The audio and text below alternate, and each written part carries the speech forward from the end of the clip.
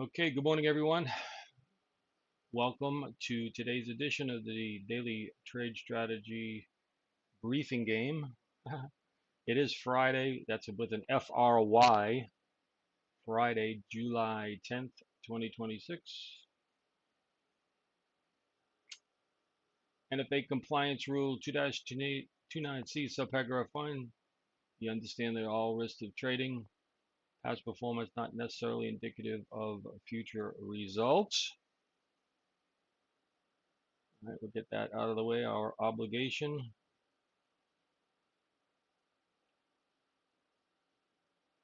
All right, just taking a look at the bigger picture on the Friday as we do here on Mondays. So as we've been talking about throughout the week, our anticipation simply of a continued range-bound type rhythms continue to unfold. Though it does provide, these type of rhythms have provided some decent intra-session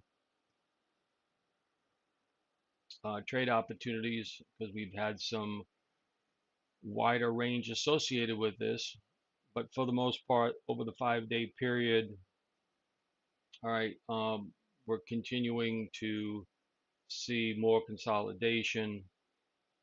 Pressure, though, continues to be building for a potential move higher. Why do I say that?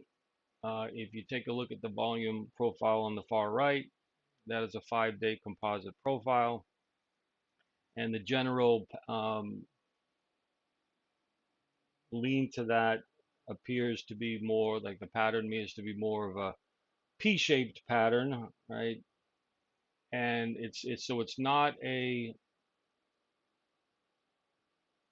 complete auction, meaning that you can see up here towards the highs, the market just kind of stops pretty much in its tracks, right around the 76 hundreds, and then as prices rotate lower, okay, volume thins out. So even though price trades lower, we all realize that even though price could trade certainly at any level, but the idea of when prices trade in levels and zones and area that there needs to be uh, to have that area accepted for some length of time.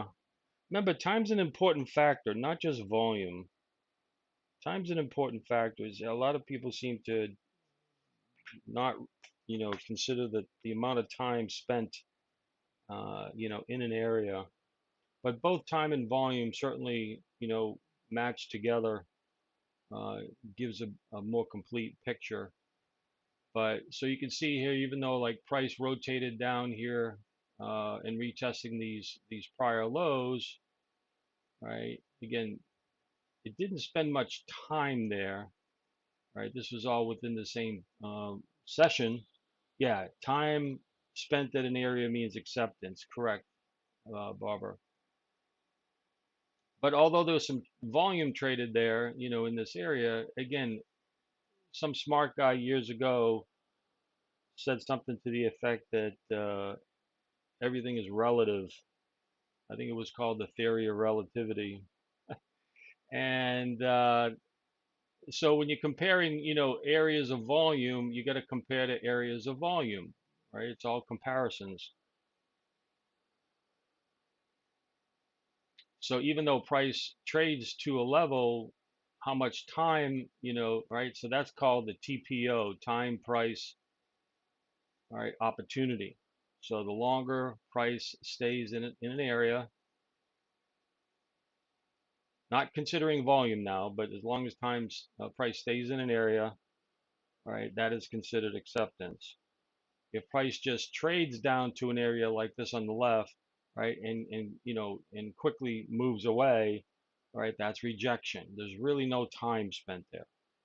Okay, so all that is on a relative basis. So when we look at profiles, we can see, yes, there's some high volume here. There was some volume down here, but relatively speaking, much greater volume here. And of course, over the period of time, Look at where all the volume has spent, right? So clearly this zone, this is how we interpret the profile. So this zone between roughly, 25s, 30s up to the highs, 95-ish, that's where the greatest amount of time and volume has spent. All right, so that is obviously considered the value zone. So now, but what's happened is when prices come up to these highs, what's happened? Prices moved up, rejection. Prices move up, rejection. Okay, so now what we want to do is measure, kind of looking at this. So if you take a look over here on the left, right, price auctioned up here and it quickly moved away. So that was rejected, that level, right? Price again moved up on this session, kind of, and moved away, right? So now we got a third attempt here, right? Prices back up to that level, has pulled back, okay? But now it didn't just reject hard. Now it still may today, during the RTH session, that's where the majority of, all the key activity unfolds anyways. But to this point, something here at the moment looks different, doesn't it? Although somewhat similar to this over here. All right.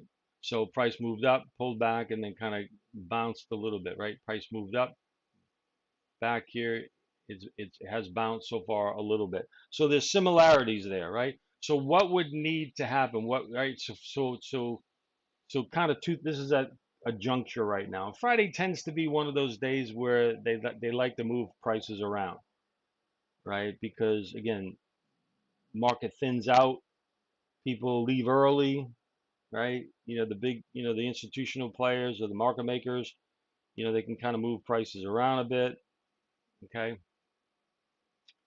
But what would need to happen for a rejection, right? For a move back down? So got to take a look at this structure point right here, 68.50 pivot, current overnight low. Why? Because when we looked over here on this session, notice what happened when it broke this pivot here. Okay, it had a little bit of a retest and then continued down. So same kind of similar pattern, right? In that if you're looking for a break lower, okay, then what level or pivot would need to be violated, broken, converted, right? Obviously it's 68.50, right? That's to the downside. To the upside, again, we're not saying that it is going to break out because we certainly don't know, right? We got to wait for that evidence to present itself, but a breakout above 7600, and again, it's not just a pop above 7600, right? Again, we have to convert it. We got to move above it to however it wants to move on that, on an initial move, right? And then the market has to find acceptance above it. In other words, what? Some time, perhaps more volume, okay? So that's kind of what we're looking for. And again, I'm not making that prediction. We don't predict here, but that's what I'm looking forward to see where, what would need to happen for an upside, continuation, right? Breakout. And so when we take a look at the profile, typically a normal distribution, right, kind of looks more like a delta shaped profile. Okay. Right now we have that P-shaped profile. So a delta-shaped profile would mean, again, you can kind of come down here. There's less and less volume to the downside. So when this breaks out, what we would typically be looking for is some kind of big move in volume. So there could be some sellers waiting in here above, and for a really true breakout, the price would need to push above whatever upside volume there is, take out all that volume, and then continue pushing it. But at the end of the next auction, if that moves higher, right, we're going to see volume begin to pair off or slow down, or right, we're not going to see as great a volume. So then that would, like here, right? So on a relative basis, it kind of less and less. So that would then kind of a complete a delta shaped, auction. That's typically how the profiles work when you're reading profiles. All right. Um, Somewhere's in the neighborhood that it would probably project somewhere around the 50s, 76, 50s, give or take. I'm not saying that's the final number, but I'm just kind of eyeballing into here, kind of creating that shape, right? So if it's going to break out, we get the upside targets, and that's pretty much kind of how the volume, it kind of begins to build here, build, and then eventually it starts, you know, getting less and less and less. Does that make sense? Right? So that's kind of, so when you look at these, various profile shapes, it's telling you something, that there's a potential. It's not telling you, that it's imminent, but it's telling you that every time, price is pushed up here, right? Obviously to this point it's gotten rejected. So the big question here then this morning coming into this session is, we got that, third push, right? And I don't know, what do some people say, third time's the charm. I don't know if that's true or not, but that's kind of a phrase people use. So we got that pullback, key pivot 68.50. We're getting a push up to, kind of test the prior high area, and again that 76 upper edge of the profile. So now the big question is kind of what happens, here today. All right, so that just kind of gives you an overall view.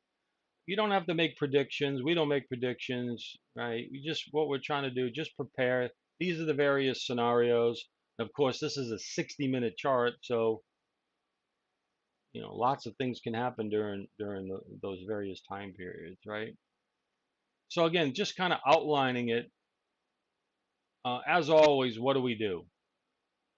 What's the game plan? Stay in alignment, okay? But when we're reaching these, kind of large, inflection points, decision points, right? It's not us pushing the market around that can make a difference. It's the big institutional players. And of course, they always like to trap, always like to trap. And so if the market's going to move higher, let it move higher, get on board when we get the opportunity in terms of alignment, and then ride it to where we can ride it. If it wants to reject, let it reject. And then if it shifts lower, again, we just reshift with it, right? Simple plan, not always easy to execute, but it is a simple plan, and we'll take it there. So that's the skinny on the mini. And let's have a good session. And I may be less verbal this morning. I'm a bit tired, but we'll continue on as normal.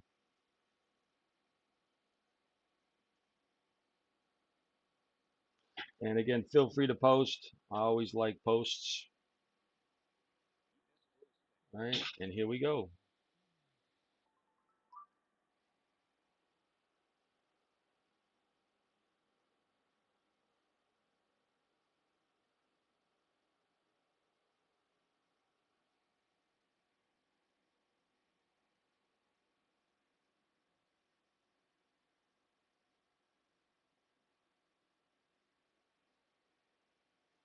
All right, so testing again. You can think about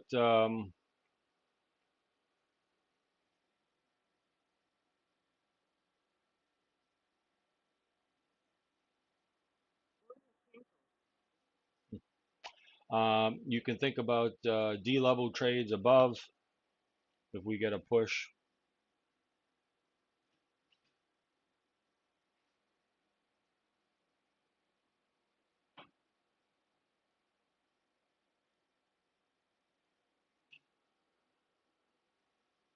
Obviously, the early lean, right, does favor longs, but again, let's see how this high area is handled.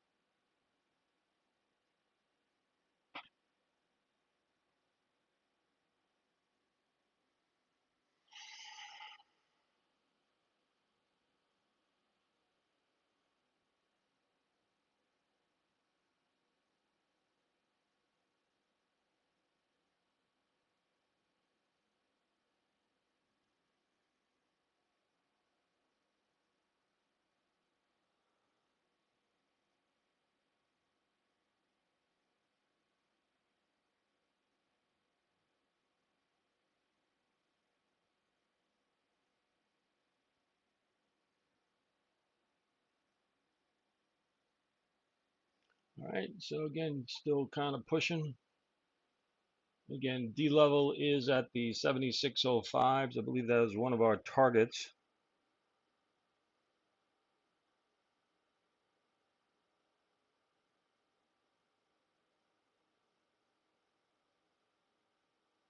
All right, so the scenario, the bullish scenario here on the daily trade strategy, 7605, 10s and then 15s above that.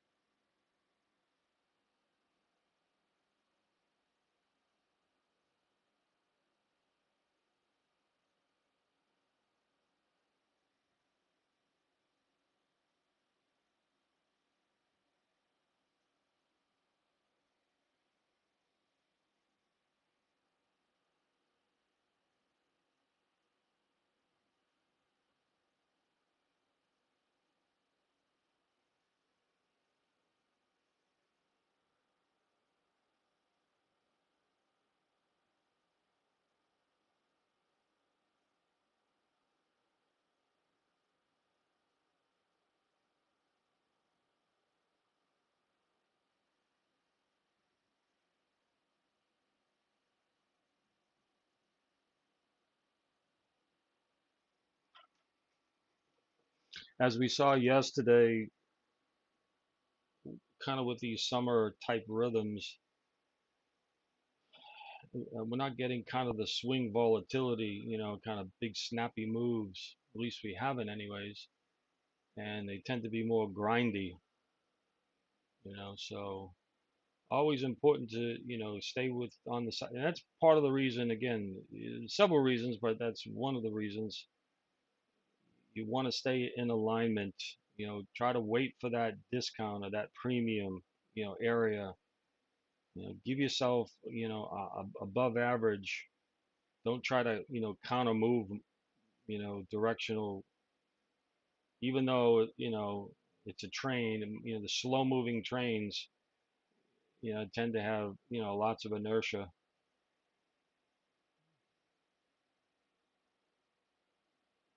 Right. So again, so here's that key 7600. We'll see what happens. All right.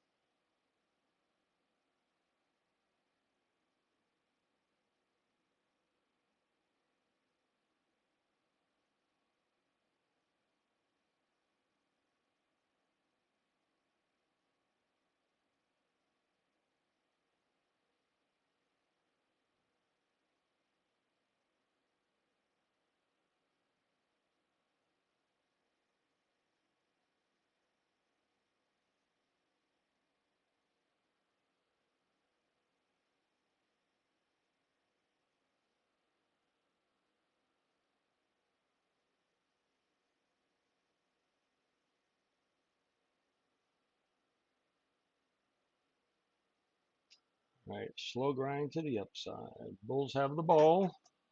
This is a very good cycle, by the way. Okay, again, how it, reread some of my recaps over the past couple of days if you haven't, and you'll see how this cycle is unfolded.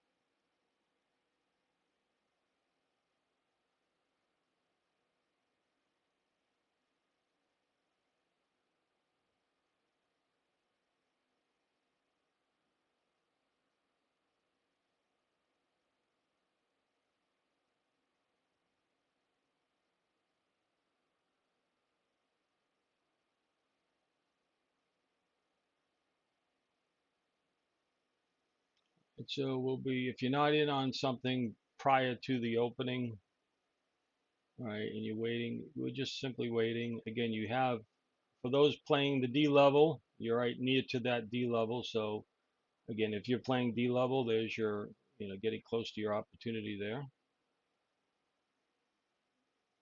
Uh,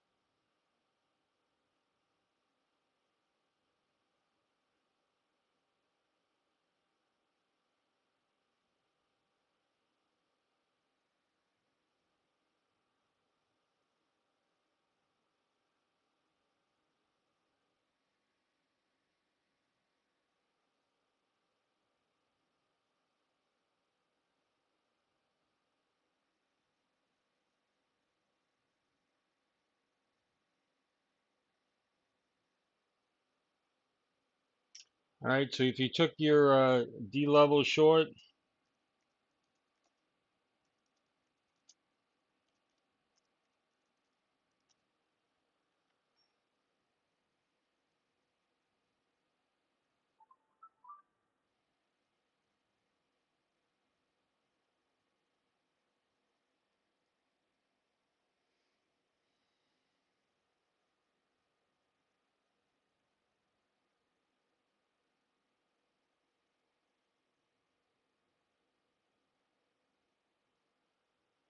All right, so a little pop above the high, right up near to the D level. Within the vicinity of the D level, probably what, a point and a quarter. So if you're shaving the D level by a point or so for entry, you should be darn close to an entry. If you're waiting right on the D level, which is 575, of course you at this point have missed it.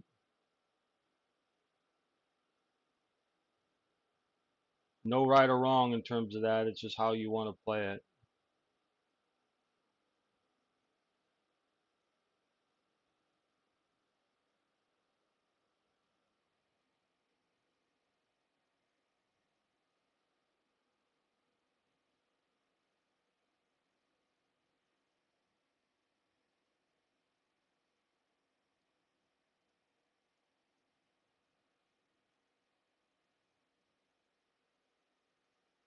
The next long play in terms of ATRs will be down into the 810 region around 82s. Okay, so if you're looking for a long play,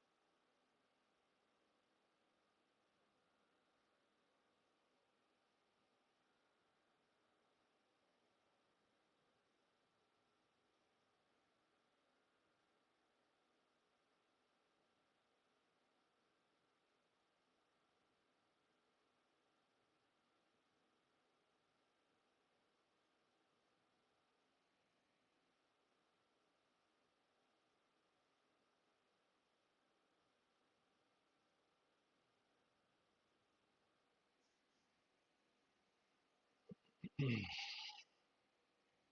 right, so bulls would want to hold at this stage, get kind of work its way price back above the prior high, 75.95s, kind of hold bid there.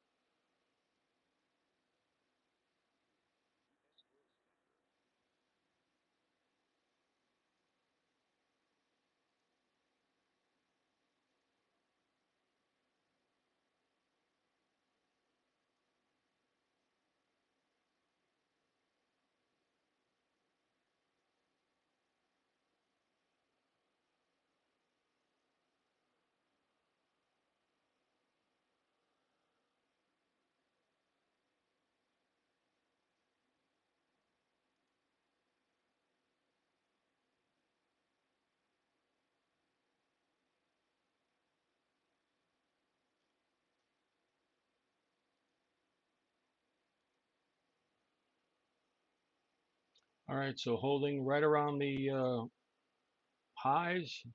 Again, bulls, like I said, would need to, can maintain that bit above there for continued push. Not really cleared anything significantly. Again, only up to those 70 605s, by the way, which is one of our targets, as I mentioned.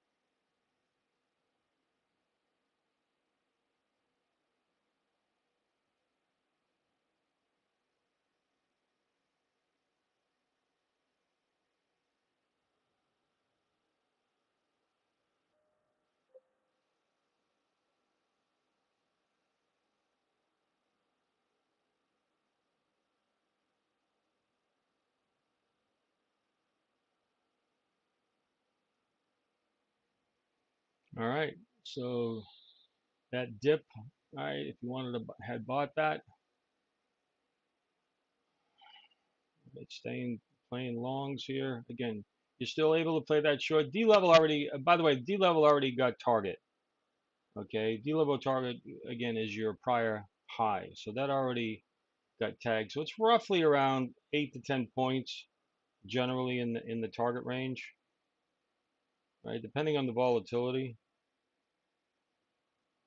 But you got the pullback to the prior high. If you grab the D level, you may have a second shot at the D level here,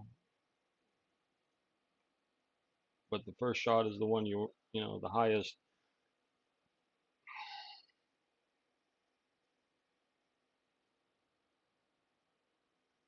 And now in terms of kind of just kind of structural levels and things, right? We just kind of note this current high pivot here, all right? As again, that's your most recent pivot. So in terms of from this point on, right? This pivot here is where you want on the bullish side, right, to hold.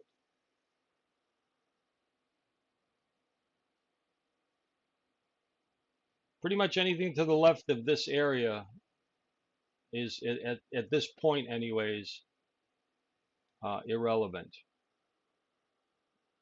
Relevancy may come into play later if we start trend shifting lower. But that's why I don't really look at a lot of chart on my screens. I kind of zoom in to where the most the sandbox, right? So what's the sandbox, right? What's your really relevant sandbox right now? Relevant sandbox is this low and this high, right? Just map it out. Yes, we got the value area and so forth, but in the immediate vicinity, this is your sandbox, right? That's the most recent high-low pivot, right? So that's where that's the most important. So try not to look at too much chart, because again, the more chart you look at, here's how I kind of parse it in my mind. The more chart I have to look at, the more analysis and brain function that I have to utilize. But if I zone in on what is the most important levels to focus on, then I use less, and again, for what I have in terms of, you know, brain power, I just focus in on what's the most recent high, what's the most recent low. There's my sandbox. Okay, is there a trade within the framework of the sandbox? Right, so you could do, I'm just going to put a rectangle there. I'm going to put a rectangle up here. Right, so there's my sandbox. What's happening within the sandbox? I'm not using them as hard lines and lines in the sand. Right, but I'm just using it to frame out, to keep my mind focused on where I need to be focused. This is the current action. This is the current, directional lean. These are the current signals. Does this make sense to everybody?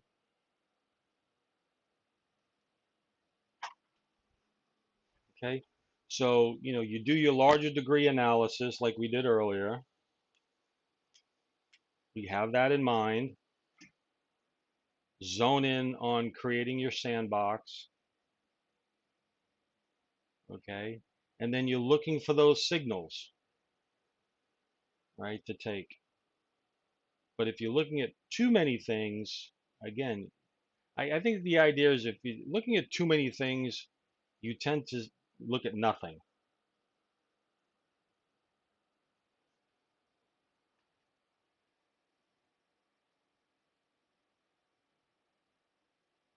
When you're zoning in, that's where that's all that matters. Yeah, you lose focus, right, Steve? Right, Steve Nine. Yeah, you get overwhelmed, you lose focus, right? So if you're looking at too many things, you're not thinking it, you're not looking at anything. Because where is it that you're focusing on?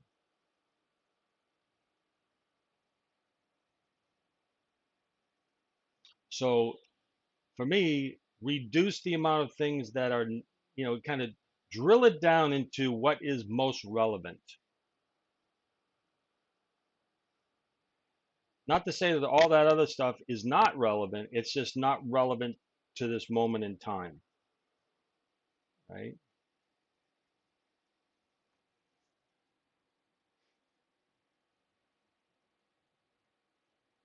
And then that way you're focusing on what's in front of you, what's the signal, managing, whatever the next trade may come.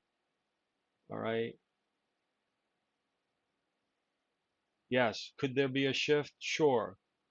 Could there be follow through to the upside? Absolutely. Don't know.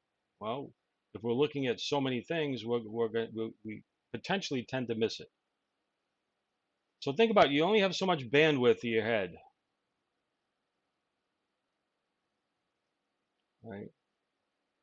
Your memory module, your active memory, your active buffer. Do you ever see on the computer, right? Like in videos where it's maybe not so much today because of the computing power is much stronger, but years back you used to see buffering, right? It's loading, it's buffering, and it takes forever. So think about your brain, right? Think about, your active memory, right?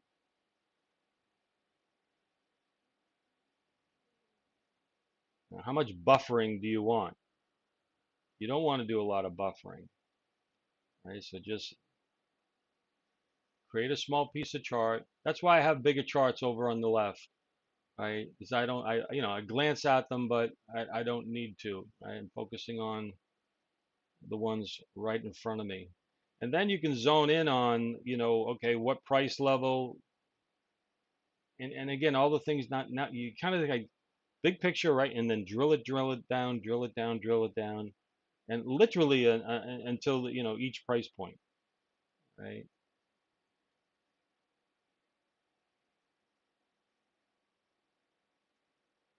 And that's how you end up. That's how you play it. In a way, it's you're deliberately creating what, like a horse with blinders, right? You're actually deliberately creating blinders for yourself to keep yourself focused on what's right in front of you.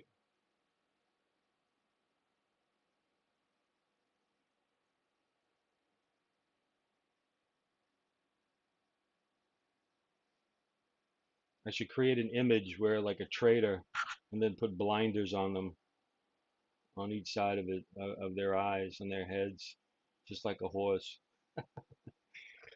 To kind of visualize what I'm talking about. What's great about the AI stuff today is I can take, visualization ideas and create the images. Kind of cool. Yeah, keep them out of the glue factory though.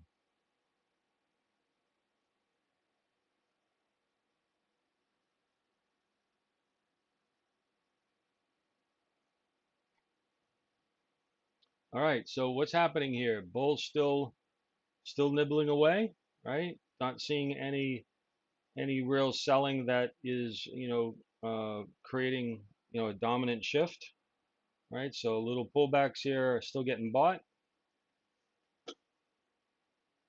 And so as such, we're staying just, even if you're not in a trade, you're focusing on long side, right? You're looking for a trade. And again, whichever trade you're looking for, trade it, but that's the side we're looking for. A little dip into the fair value zone around 98, is a worthy of a trade. Again, probes are authorized, right?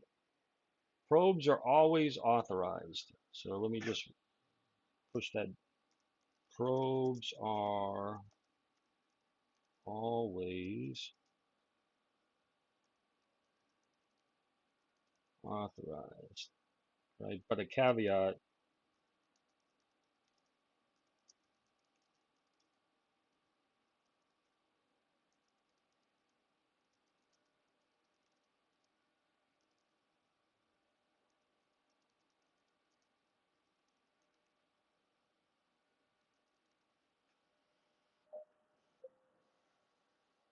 okay? So that's the idea when I talk about probes, right? Probes are always authorized. I just like to throw in the caveat. You can change it as to you want. I basically just, so long as they're in alignment with the dominant direction. In other words, right? You're looking for a discount here, for instance, right? And you're not really seeing a discount, but price kind of, price kind of dips into the fair value zone here, right? Could you take a probe here? Sure, right? I mean, it's up to you. I'm just saying what I'm saying in terms of authorization, right? And it doesn't mean I'm really authorizing. You create your own authorization. But I'm just saying it's like, oh yeah, probes are always authorized. Yeah, a reclaim at the 34. Like here was another one, right? You had a 200 XT, okay, and then a reclaim here, right there. I mean, remember, a lot of times these XTs, right, the extreme discounts and premiums, we're not going to have an automatic trade on that formation. There's no ATA on that. Okay. I've been working over the months of trying to create something, but I haven't been able to get enough. Uh, yeah, the overall score on that from a mechanical standpoint is not, it's not great. There is a slight edge, but I, we have we have uh, better results elsewhere. But again, that's from a mechanical standpoint, right? If you are taking it more from a discretionary kind of viewpoint, so you see the 200 extreme, like in this example here, what we're seeing, right? You see the 200 extreme, right? You wait for a move back above fair value zone, right? In this area here, right? And then your entry, right? So that could have a very high expectancy and results. But again, that has to be more manual. I don't have any results for anything that's automatic.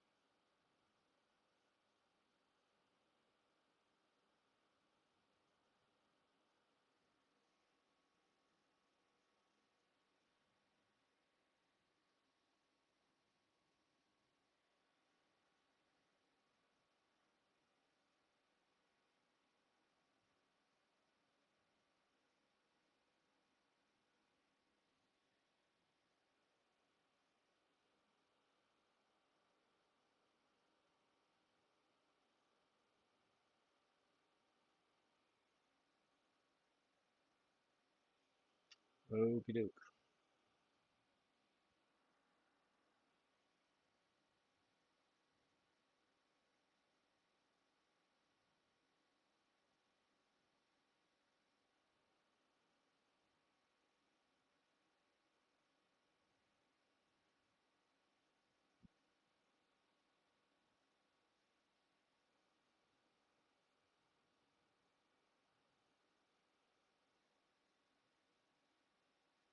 How many of you do probe? Let me just ask a general question, right? How many do do probe? Like while you're waiting for a core setup.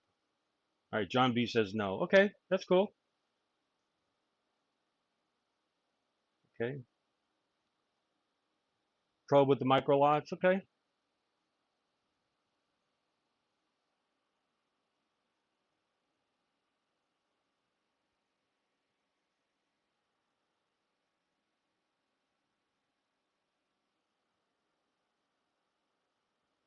okay. Learning to stay disciplined, so sticking to the playbook only. Okay. Yep. John B says less is more for my results. Okay, gotcha. Right. Yeah, I'm just curious. This time I'm taking a an informal survey.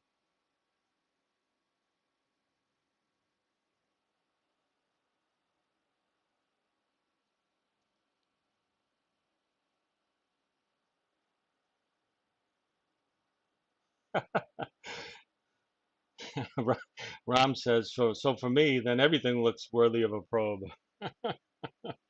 No, you're right. You stick to your rules and so forth. I get it, right? Um, and depending upon what platform you have, um, so for instance, if you're um, using Sierra chart, it's really difficult to switch back and forth between like a sim mode, you know, and back to your your live account mode, right? Yeah, so John B is in agreement with Ram, right? Agree with John, less is more. Yeah, okay, cool. All right. Yeah, I'm not advocating necessarily that, to everybody to go probe. I mean, I've always kind of mentioned, if that's, kind of what you want to do. What I like to do, sometimes in the mornings,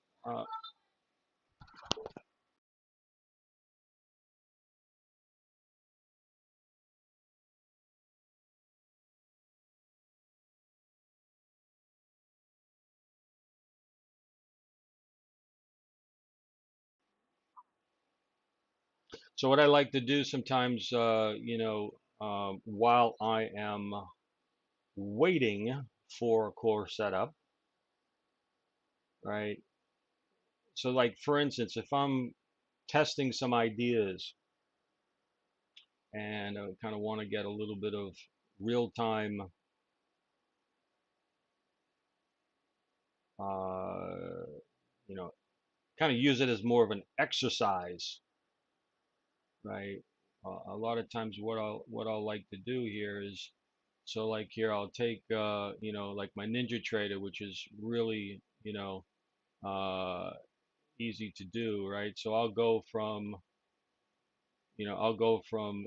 like one of my live accounts, and I'll go into sim mode, okay, and then because the data is still live, so I can test kind of ideas out, or kind of just kind of getting more of like an exercise, kind of like warming up, so to speak, right? Like into the bullpen. I mean, into the batter's circle before you get up to the plate. So a lot of times I'll kind of like test the rhythms out in that particular case, and then when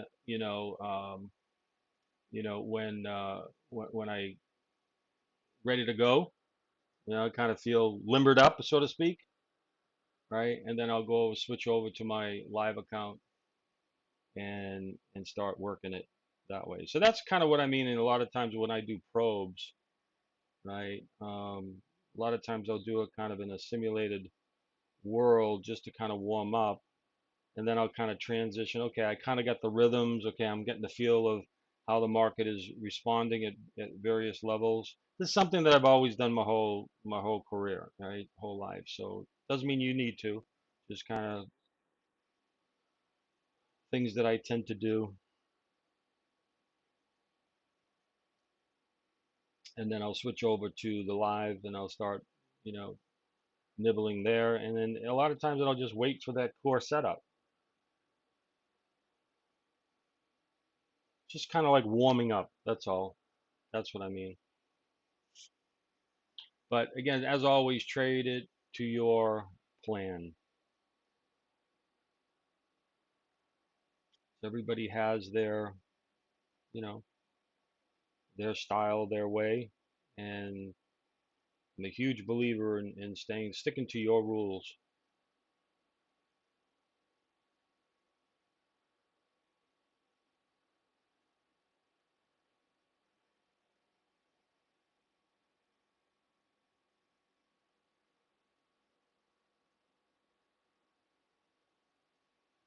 All right. So for those of you that wanted another bite at the apple, at the D level apple, you got there at 575, literally right on the tick.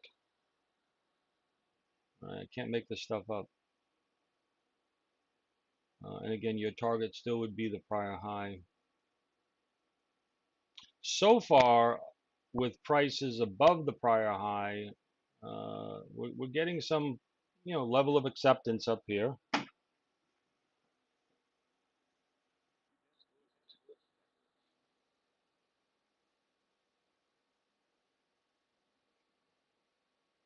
Volume has expanded a bit. So this was what I was talking about in the briefing, where you get above a level, right, and then some volume starts, painting, right.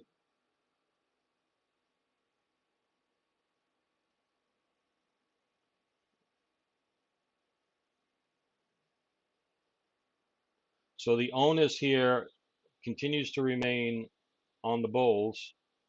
Why? Because they pushed it up here,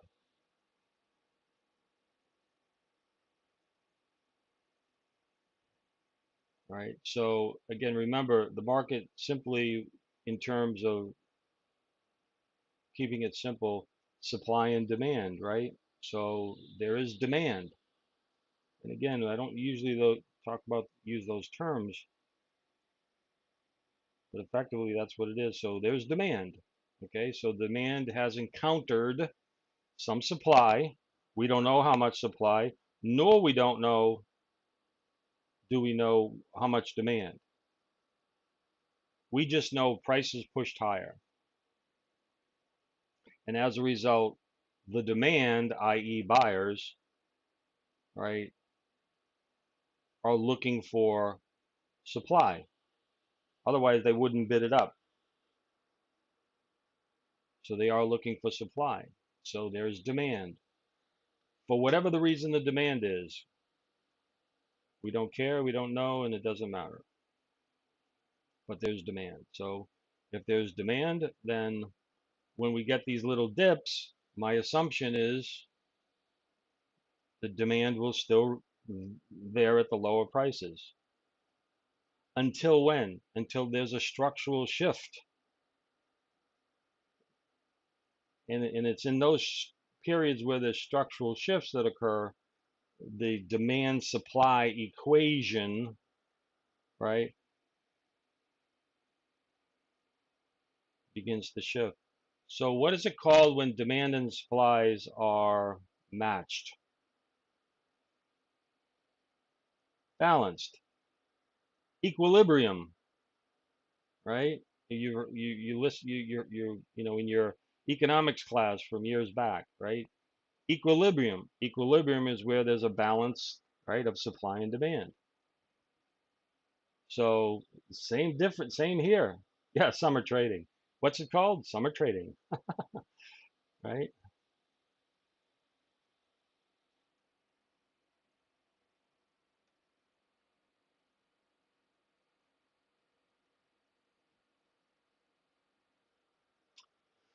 Exactly.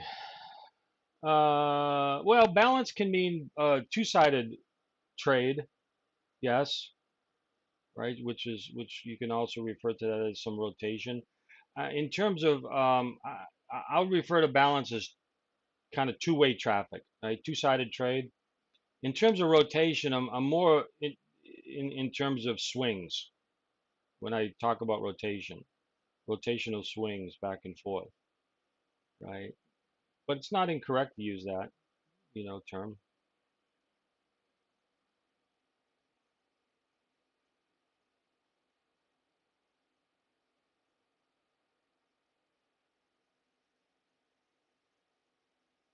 And of course, rotation, it's a term where you need to actually uh, define it in greater detail. Because one could say, correctly so, well, I see this kind of rotation, right, in price right here. And would that interpretation be incorrect? Not at all. But the idea is you need to define kind of what the parameters of rotation is. Rotation can be between the value high, value low, sure. Sure, that's what I mean in terms of like how you're defining rotation, right? So that's all. It's like when some people say trend, oh, this is a trend. What time period have you referencing that it's a trend? Because you could be in a larger trend period, but in the shorter, it could be in a balance, a non-trend condition, but in a trend overall, on the bigger picture, right? So it's all just depending on how, kind of fine tuning what you're talking about. Above value high edge, below value low edge uh, can equal trend. So yeah, if we get above like a value high and we stay above it, okay, obviously like that to the upside, that would be a bullish lean. See, I use the term lean, okay, because and this is how I was taught. That's all. It's not that I didn't, I don't like the term trend, okay, but in terms of when like what's the lean, what's the character of price, what's that kind of where's the dominant force going, right? Is it like now like we have to the upside lean, right? Is it a trend? Yeah, a series of higher highs and higher lows really is kind of the core definition of a trend. And sure, you could say, well, we have the higher highs and higher lows here, right? So yes, do we have a trend? Okay, on a 5 minute, on a 60, yeah, we still have higher highs and higher lows. I refer to it as a swing, right? Or an upside lean. Again, so it all comes down to, guys, when we're talking terminology, and people can get really, kind of, I mean, people get into arguments on this stuff.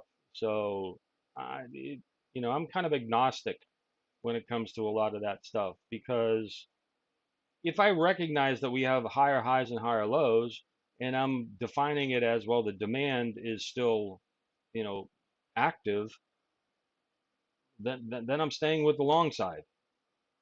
If I see a shift, in how we define the shifts, which I think we do, quite accurately, then I'm just saying that the demand is no longer strong, or it's in the process of shifting. Demand supply doesn't just shift like like you're shutting off a light, right? You got your early, strong demand, and then as demand, that demand gets fulfilled, right, with supply, then you still have more demand coming in. It may be others creating that demand, not just the originals. And then once the originals are done, they fulfill their demand buy orders, and there's still buyers. They may be, they may have a different operational reason, right? Maybe they're trying to look for a breakout or continuation or whatever. So there's still demand there. But if the supply begins to overtake demand, and you're going to start seeing, and that's the idea of looking at the high, what are the highs doing, right? So again, when I look at this, I'm saying there's a high, there's a high, there's a high, there's a high.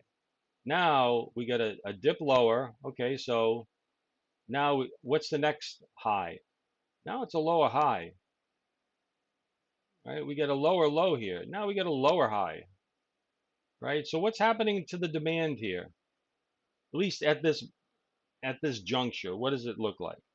Kind of slowing down a bit, right? That doesn't mean it's going to reverse. Demand could re-energize and move higher, so quite, easily.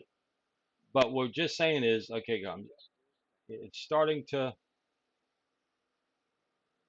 slow down. Okay, so when I see something like this, when demand is starting to slow down, I'm not being as aggressive, okay, is perhaps, like over here, right? So you can see not only this high, but you see the aggressiveness of these buyers, right? And then we get the pullback. So then offers us, an opportunity to get in on a pullback when it pivots back up, right? So then my assumption is we're going to, continue to push to some degree. So I want to get that kind of pullback area, because what if I'm recognizing over in this area here that the demand was pretty darn strong, right? I'm not expecting this to go boom like this, although news events could cause that. But that is not what I'm expecting. So you have to go with, what would be normally expected, right? And you have to read, hey, demand, bum, bum, bum, bum, demand, pullback. Okay, now I'm looking for the entry because I'm looking for that demand to continue back up. That's what I'm looking for. All right. But if again, looking at this and you didn't take any action in here. Let's just say you didn't take any action whatsoever. And now you see this, all right, kind of drifting lower, drifting low. We get a lower low here, lower low, lower high, right? Is that strong demand any longer? Clearly no. So you got to be able to recognize this, all right? I'm not interested in buying this. Why? For us, if I'm going to buy something, I want to know that there's ongoing strong demand, right? That's pushed it up, and then we get a pullback, right? It kind of early in that move, or as the move continues to progress, and then I want to buy it again. But when we start seeing these lower highs and lower lows begin to print, and again, you can use the zigzag, you can use whatever you want to help, identify that, right? We actually have, I believe, our labels. You can lower low, higher high, all that. You can put labels on that, if that helps you. But I mean, you should be able to recognize it. And so when I'm kind of seeing this, where's the early clue? Let me ask this the question. Where would be an early clue? The early clue is when I'm looking at these lows, right? I'm looking at these lows right in here. The early clue is this one right here. Why? You have your first lower low, right? That's your first lower low. So what does that mean? That means there's more sellers that went below where the last seller sold here. Okay, that's your first clue. Second clue is a lower high, right? So this move, right, this little area right here, that kind of suggests that perhaps, not definitively, it's a clue, right? It's a clue. The next clue is we got another lower low. Now this becoming a little bit more evident, right? And then we get another lower high. So, this kind of area right in here at least tells us that, this aggressive up move is kind of waning a little bit. So I don't want to be buying here. For me, no. I'll wait for new, fresh buyers that can take out some previous levels and then start creating a higher low, right? That makes sense? That's kind of the structure I'm looking for all the time, right? So when I'm reading price, as long as it keeps making higher highs, higher lows, that move or that lean directly, is intact. When it begins to, you know, and again, this is not necessarily a shift. It's just a clue that, the demand is beginning to slow down. They're not as aggressive, right? Think about it as, who's aggressive, who's not.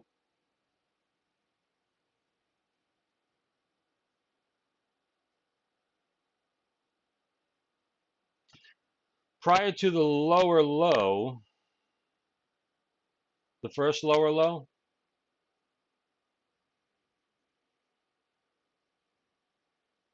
so that would be this one. Prior to the lower low, does it make sense to take a short probe based on all your moving average slopes turning negative? So the moving averages will, by design, with all moving averages, they're lagging. Okay. So the first clue is, you take out these lows, right? So a lower low, right? Now, what you can do, and that's a good question, because if you're waiting for the moving averages, okay, if you're waiting for moving averages, you're probably, it's going to be a little bit further down the road, right?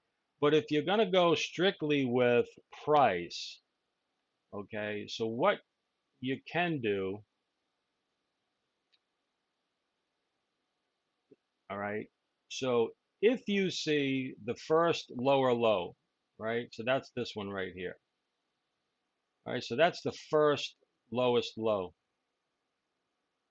because it took out these levels here, right?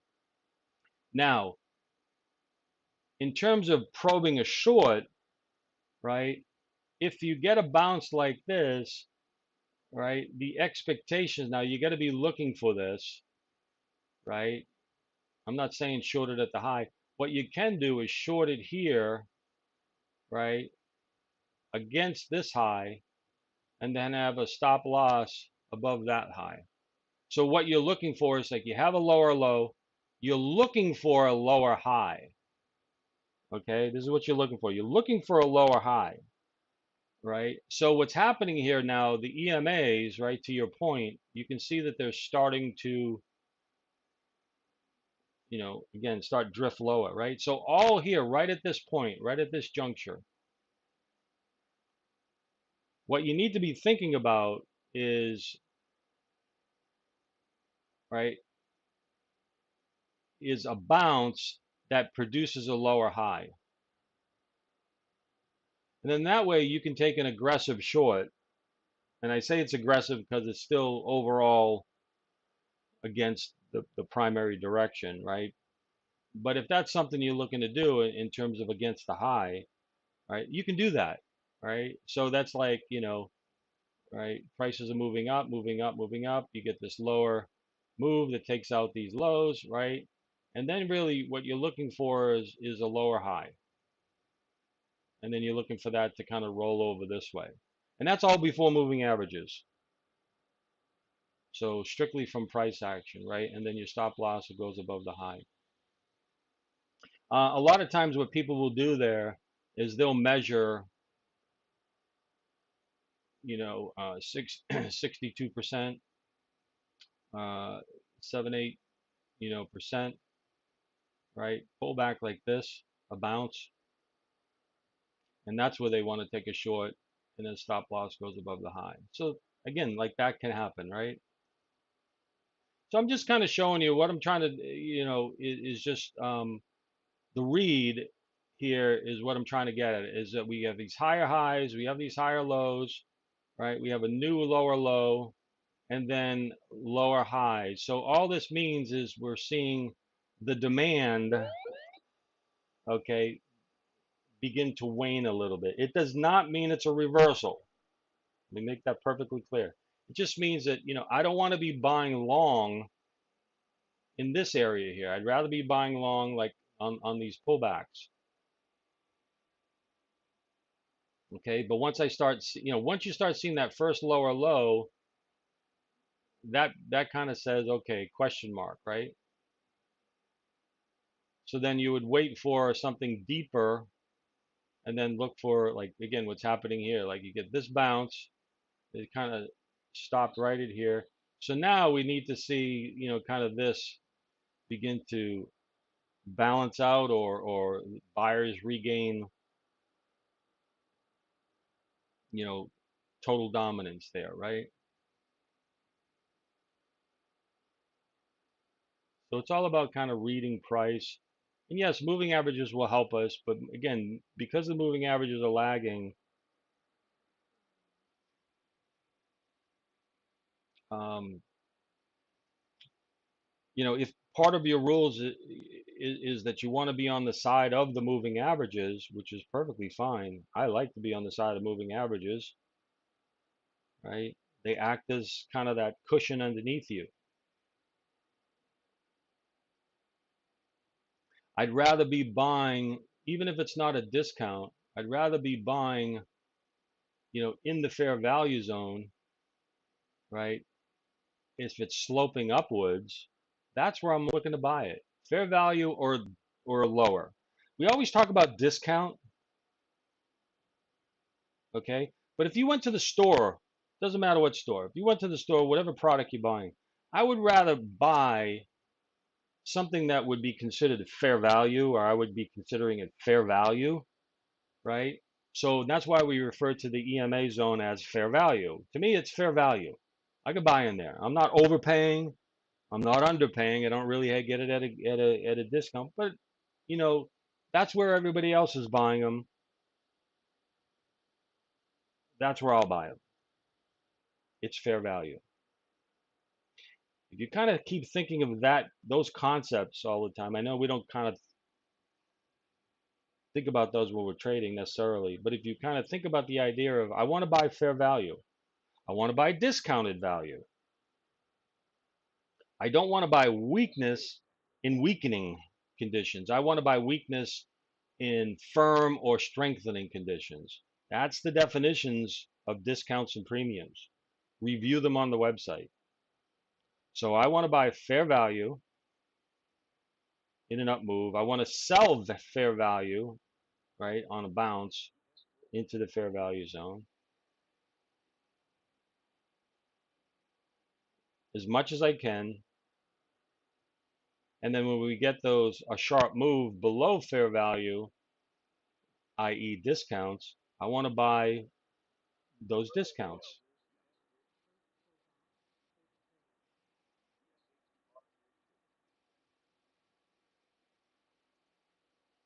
And then you get some news item that just smashed, that just smashed the tape, whatever that was.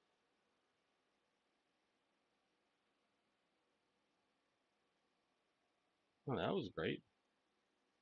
What's the news? Any news? News that you can use.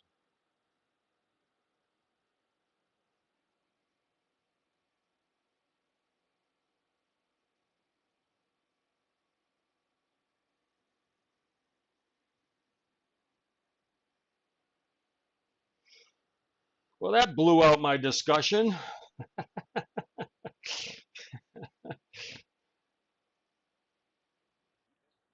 And then there's always the chance of news, right?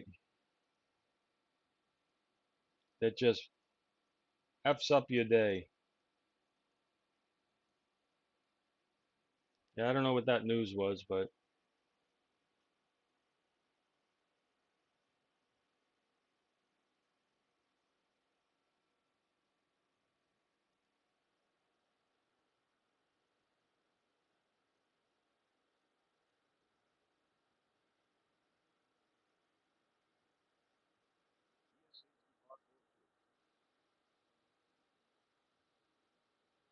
oh, supposedly Trump told Iran in no uncertain terms the ceasefire is over.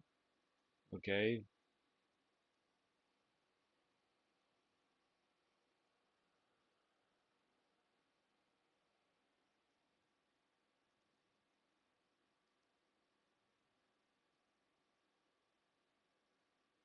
Who gets those frickin' news blips? Right? Who's the fastest on those news reports? I mean, those frickin' algorithms. I want what they're seeing.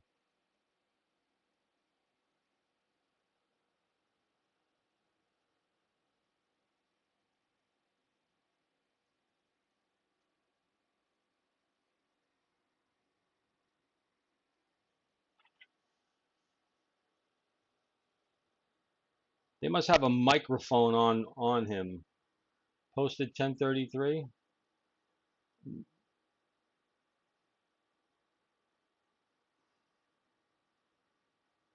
Yeah, my live squawk is down.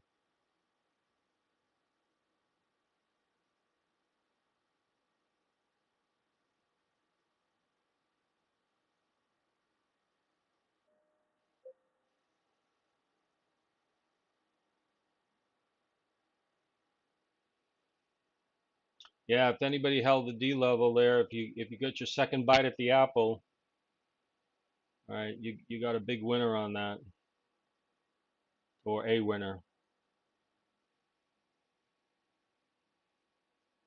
That throws in a wrench into the works, right?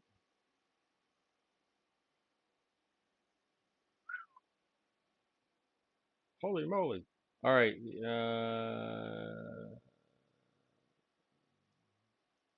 okay. Here's the. Oh, it's on his. I guess we need to get his Truth Social.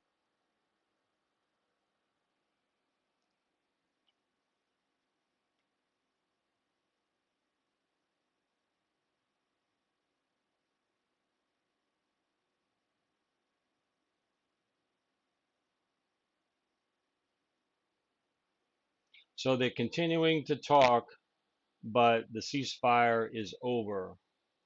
Let the bombs fly.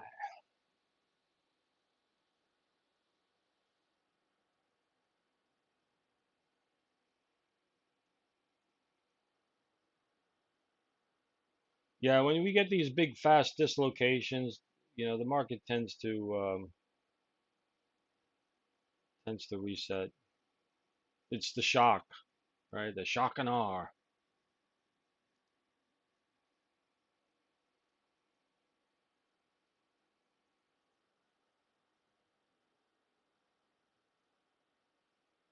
The shock and awe. What do I have for? Wow.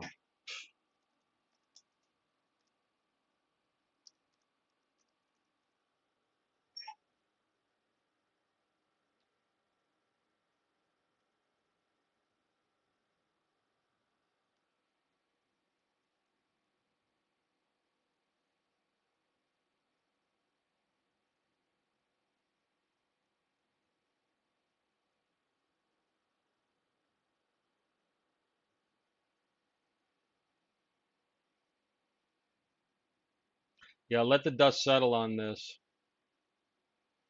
if you're not doing anything.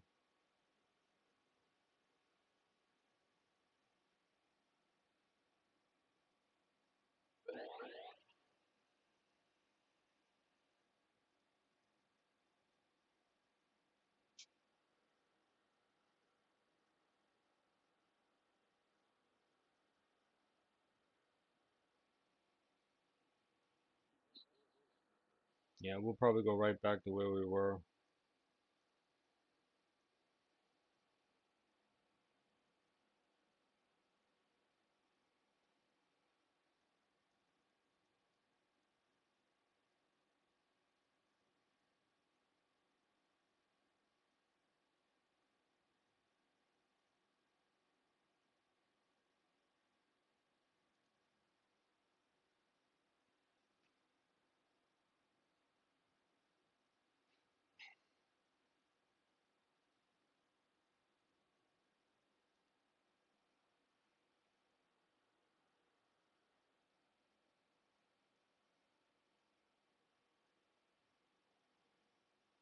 Well, we were saying the other day that we were missing a lot of the Trump tweet bombs, huh? That's one. That's a big one.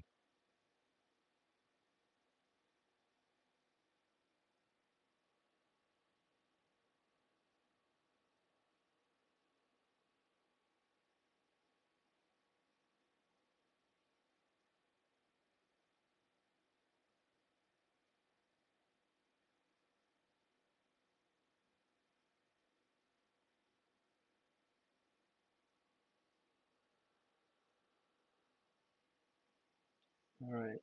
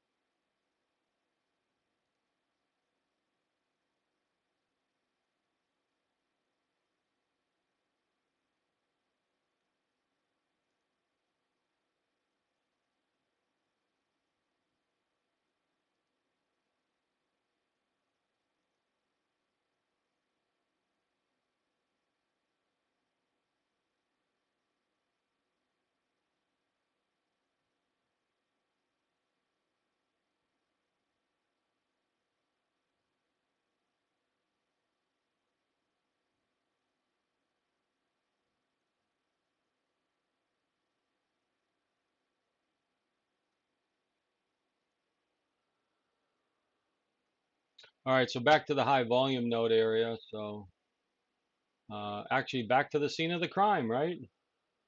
There's your breakdown right there. Scene of the crime, right back. Now we'll see how the market absorbs it.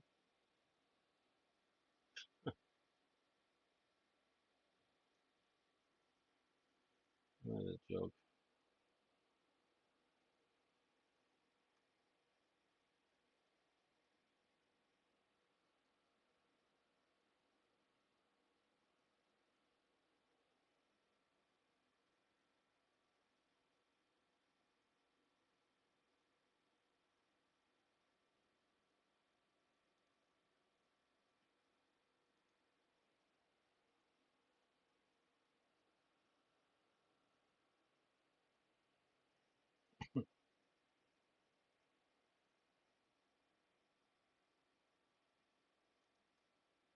Talks are useless with those people.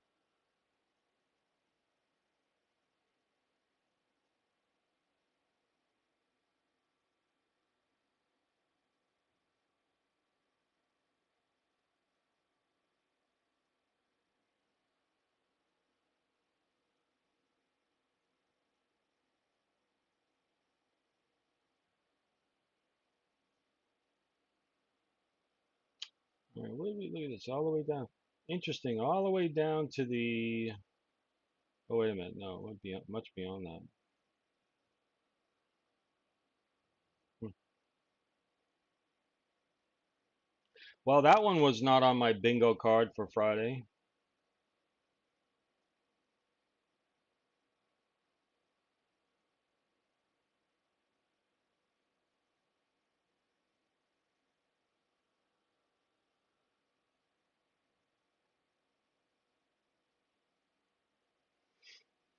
but I did not have an open position, so they did not go against me.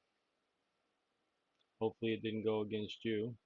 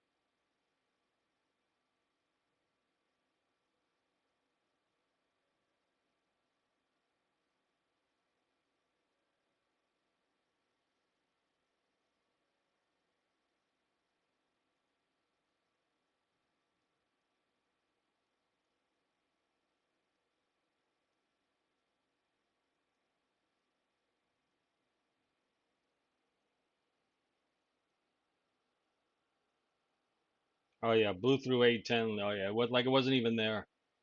Yeah, well, that's what happens when you have, news event. You know, it's just gonna blow through levels, no question. You know, yeah. That's why if you have a limit order or something somewhere that you're a clay, in situations like that, you're just a clay pigeon. I mean, it's just, and again, if you're using kind of limit orders like that at various levels that are away from the market, you know, um, you have to accept that. Occasionally, you know, you're gonna get shotgunned.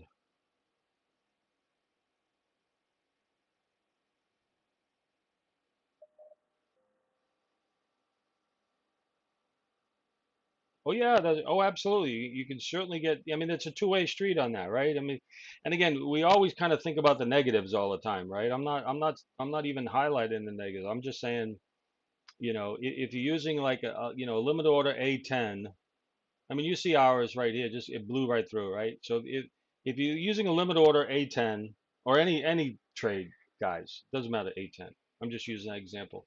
So if you're using limit order A10, um, you just need to accept as part of the statistics that occasionally you're going to get run over like that. You're going to get shotgunned, okay? But you have a stop in place, don't you?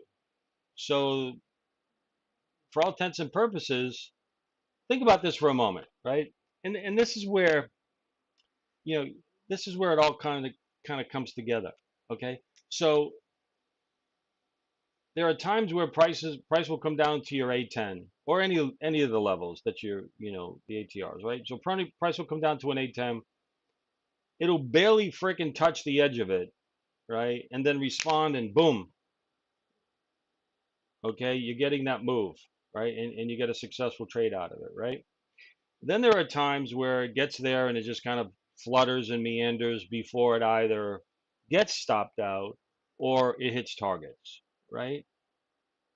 And then of course you like today, boom, right through, shotgunned.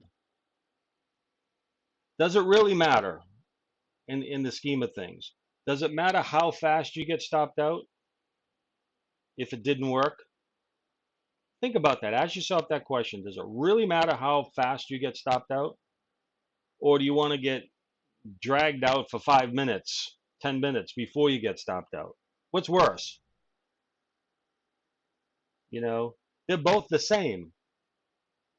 What's the difference is your perception of it, right? When you get a big shotgun like this,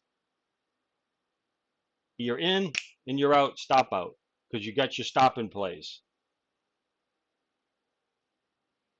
It's the same loss. Maybe there's some slippage, but basically, you get the same loss. But it happened, in an instant. It didn't hurt, did it?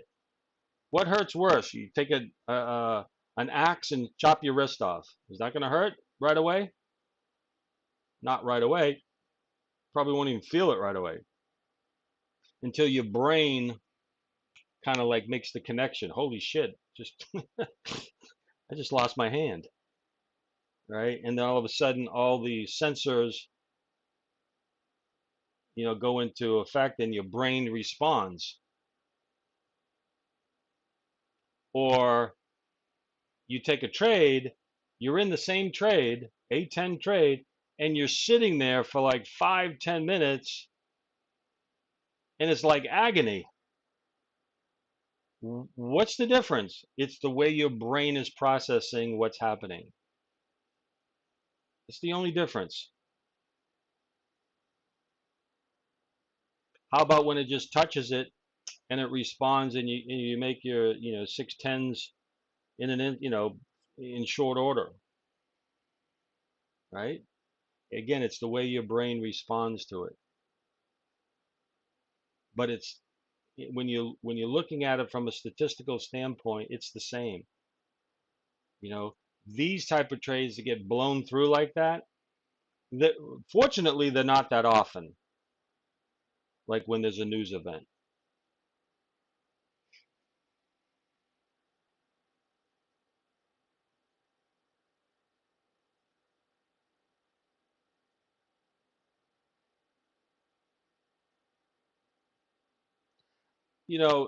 Or says, does it ever make sense to take the opposite trade another futures month?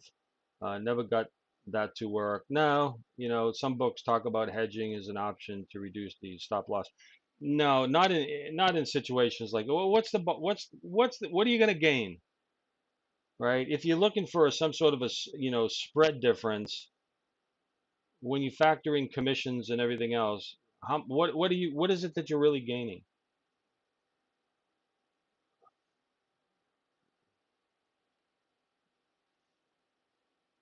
And by the way, those that do that type of arbitrage, right? Yeah, the algorithms do that, and they seek out the inefficiencies between months and things like that, right? I mean, it's all done at such speed. Yeah, long-term capital management, right? It happens at such speed that for our purposes here, it doesn't make any sense whatsoever.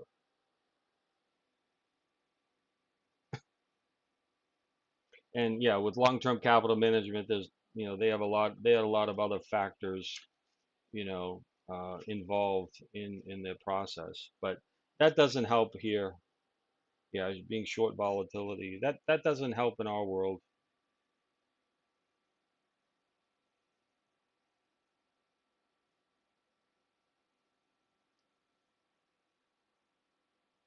And also the key also is this, right? When you're taking any of these trades and it gets stopped out, did you do anything wrong? The answer should be 100% no. Okay? Doesn't mean you're a shit ass trader. Doesn't mean you're a great trader. Doesn't mean anything. It's the meaning that you put on it. That's what it all comes down to, right? Oh, I'm a super trader. Really? I don't know. Am I? No. Yeah. Take the loss. Again, and just move on to the next one. If the next one happens, you take a loss, take the loss, move on to the next one. Again, at some point you gotta, whether or not the strategy has efficacy, you know, that becomes the question. But in terms of any individual trade, you know,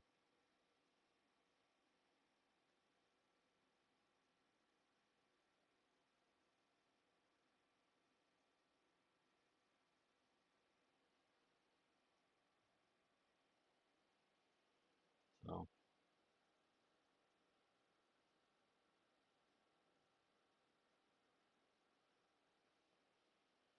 yeah, even with the turtle traders,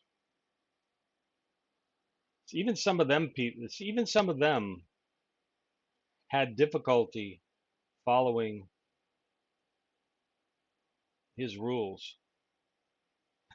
And here's the thing, they were not at risk at all, personal risk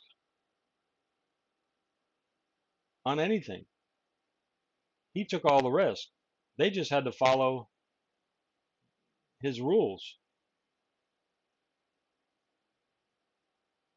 and many of them uh, couldn't make it. Yeah, you got to be accepting of losses. The best winner is the best winner is the best loser. I know that's kind of oxymoron, but the best winner is the best loser. I think there was a book written, "The Best Loser Wins." Am I correct on that? I don't know who authored that.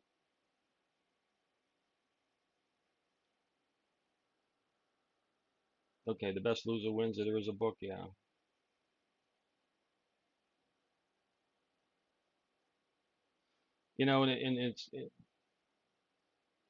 And it's difficult for people because we were always, in school, right? We were always brought up with, you have to have, I don't know, above 70%, right? Or 80%, or into those 90%. You got to have your GPA, at 3.9, and all that. And you're a freaking loser if you have a GPA under 3. Yeah. You're on probation, type of thing, and all that. So, again, it's how we were also brought up. Look at baseball. Is a great example is the baseball. I always go back to baseball, right? You got a hitter that's hitting 300 or 298 or 295. I mean, damn, that's, they're getting paid millions of dollars to play ball, right? But when you think of it, he's only 30% correct. He's only hitting on 30% of the balls. I mean, that's a total inverse of what we're taught as, kids, right? To be, what is success? Go use the baseball analogy. Yeah, Tom Hugard. There you go. Yeah, I like Tom Hugard.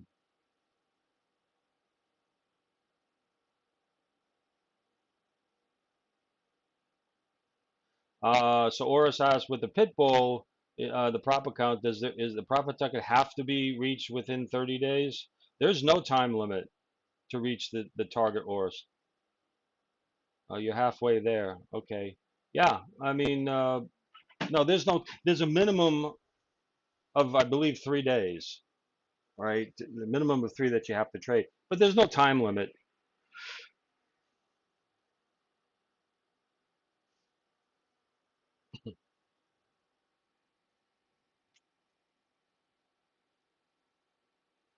No time limit at all for that. No.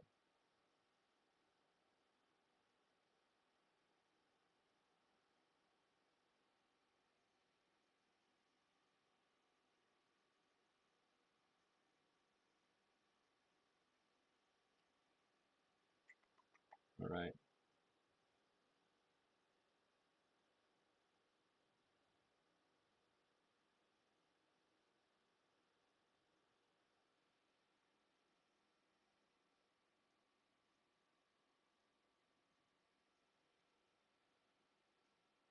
One way to think about winning and losing perhaps is, first off, not to be rogue trader, take the proper setups, but always think that you're going to lose on the trade. I know it's crazy to think like, all right, take this trade, I'm more likely to lose. And then when you win, you say, oh, wow, I won. That was a winner. Good.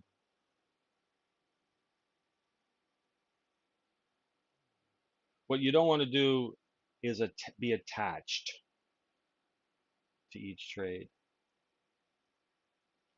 It's like life or death. It's just the trade.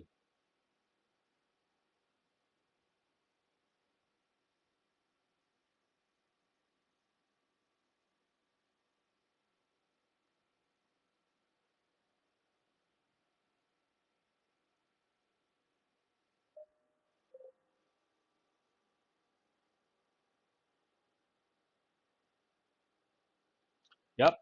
Yep. Dan says always thinking that where my stop is how much I'm going to risk. Right. That's the first thought. Everything else after that's a bonus. Absolutely.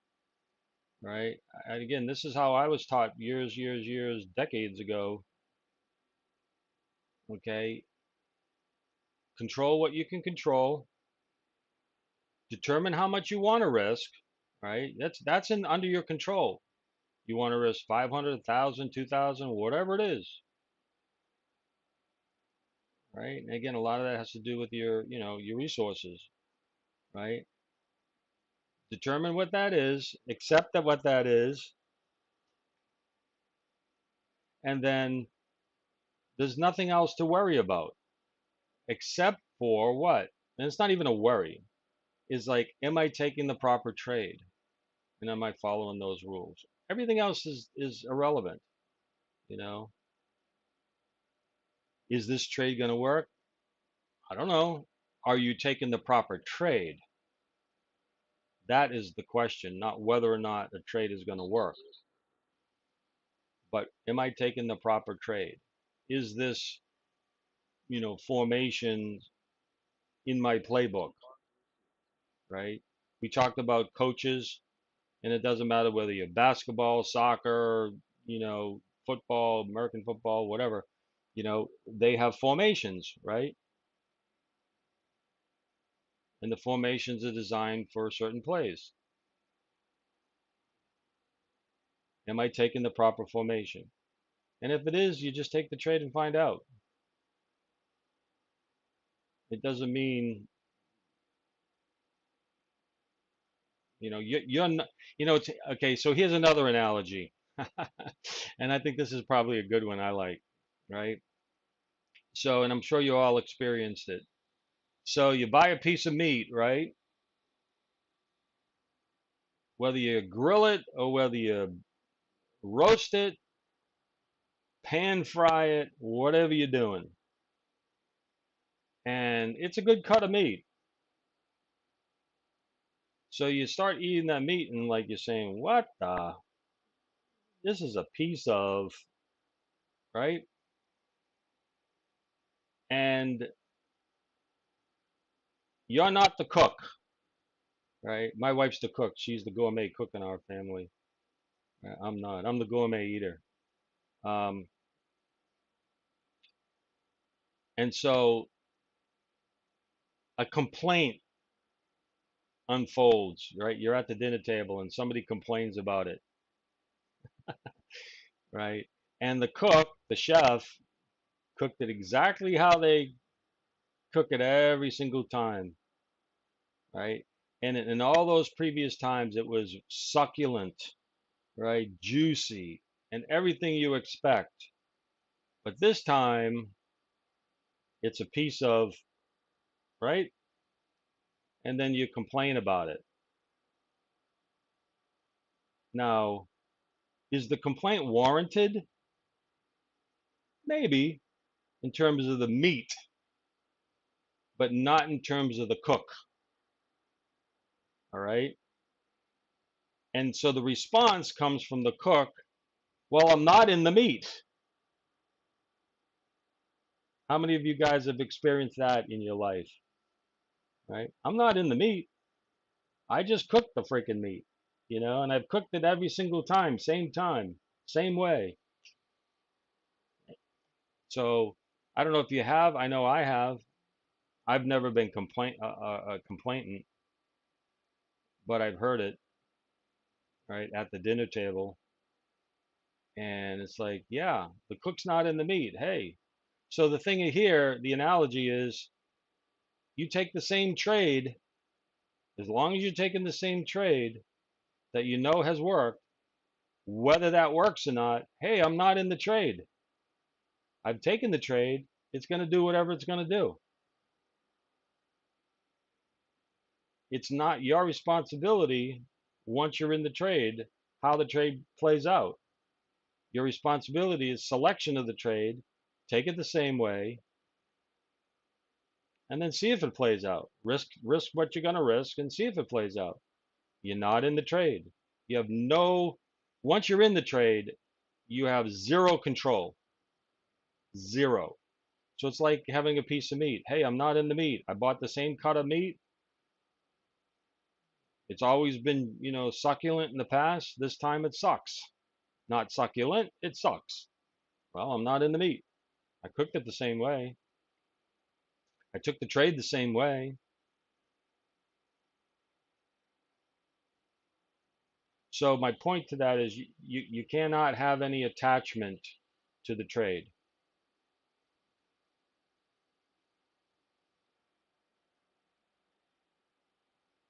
Zero attachment.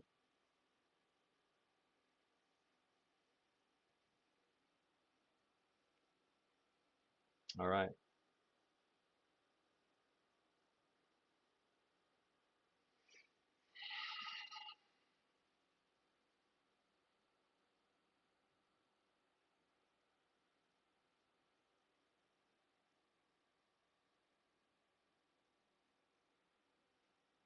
All right. So that kind of put a nice little wrench in the works.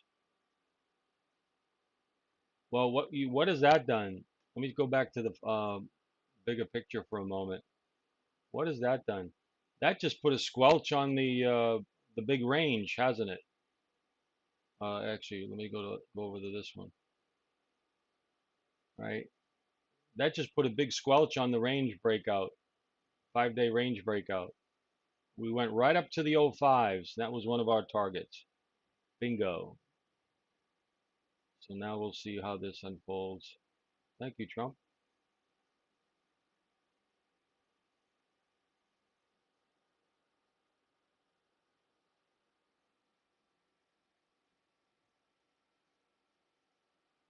All right, I'm going to be cutting out today at 11:30. So get in your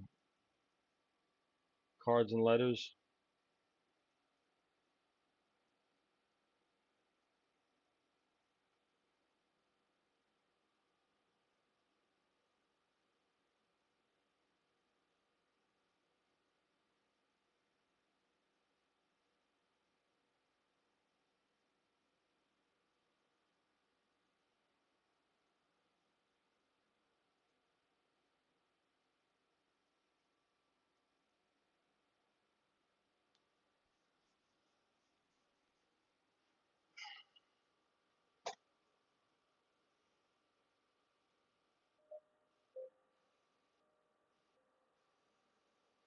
Yeah.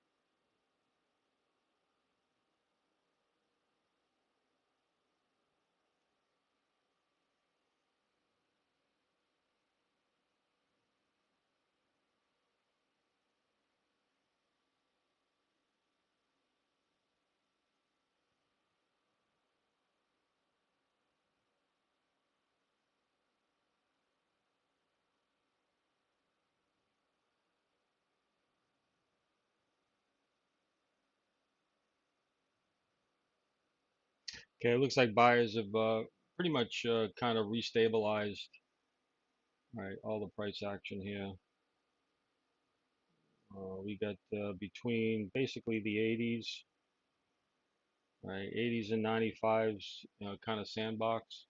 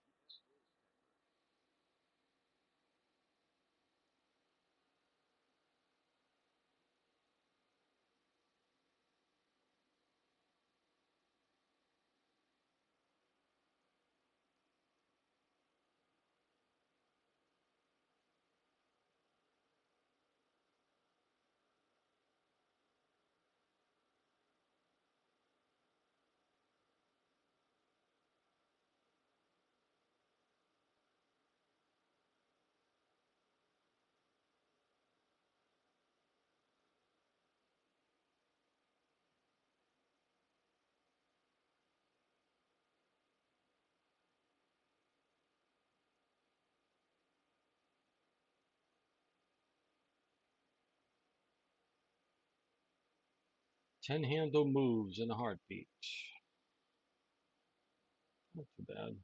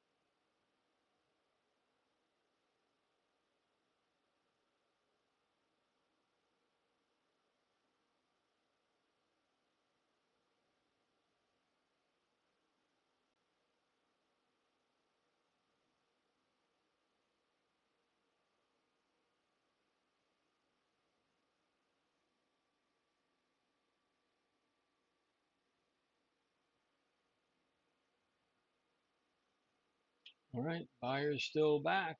Buyers are back. The buyers are back in town. The buyers are back in town.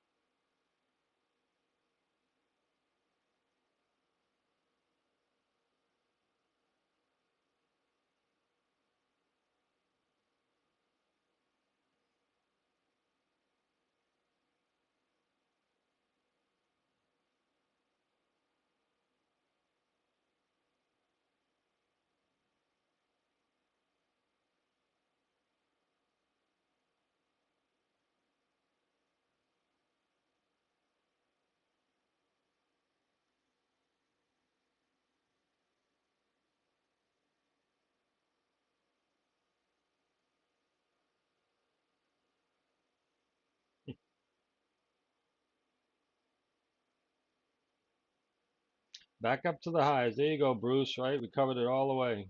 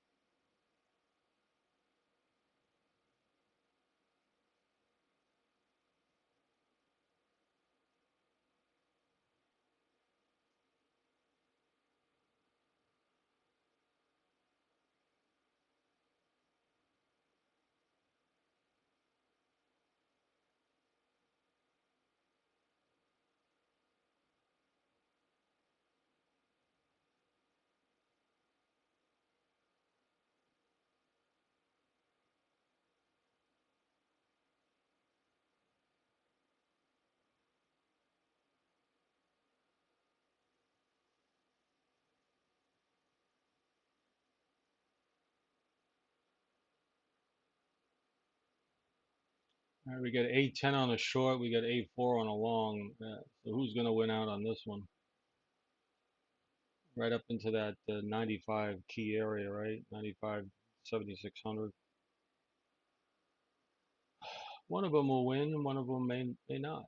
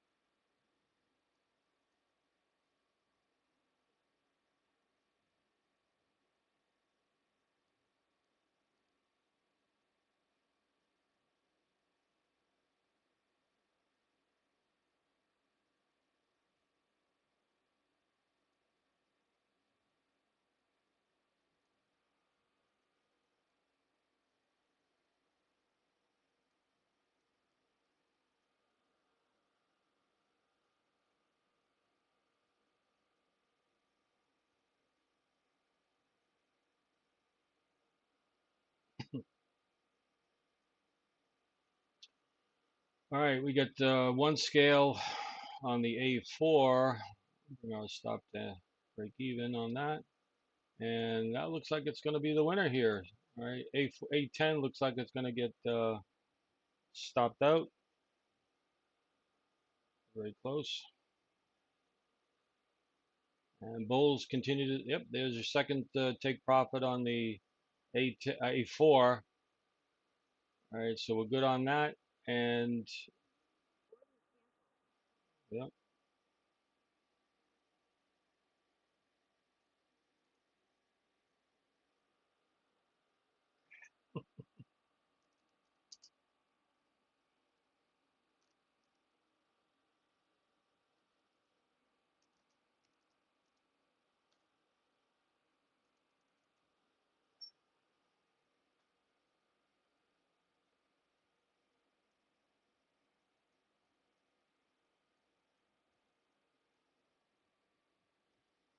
All right, pretty much that's going to do it for me, everyone, for the week. I'm going to chill out here.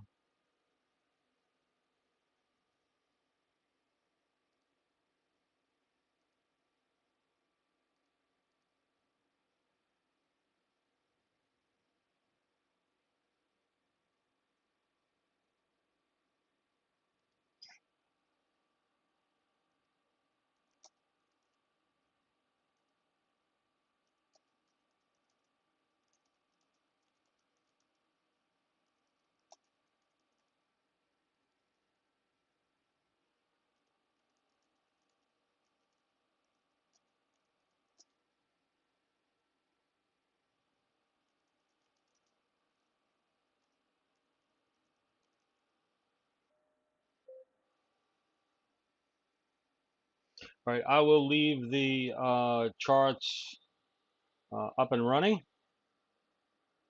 if you wish. Um, I'll step in from time to time, check in, see where the charts are. I think let me just see if I can set them properly.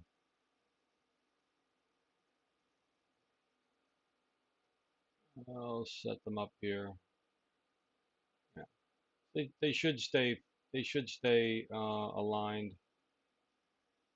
I'll pop in a little bit later on and see what they're doing.